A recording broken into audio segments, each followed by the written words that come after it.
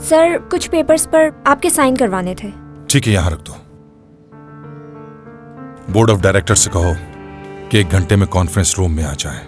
ठीक है सर, लेकिन ये सब पेपर्स। नहीं, लेकिन सबसे कहें मुझे किसी किस्म का बहाना नहीं चाहिए। जी ठीक है।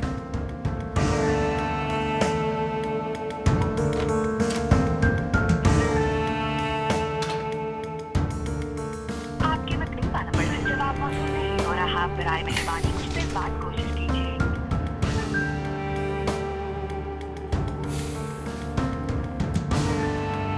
आपके मतलूबा नंबर से जवाब मौसूल नहीं हो रहा। बराए मेहरबानी कुछ देर बाद कोशिश कीजिए। कहाँ हो तुम मुराद? बेटा कहाँ हो तुम?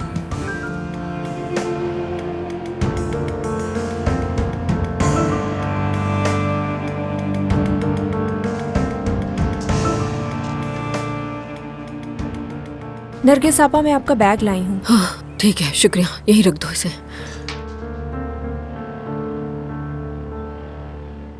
क्या हम सफाई करते हैं? ठीक है, मैं कर लूंगी। लेकिन आप अकेले। तुम लोग फिक्र मत करो,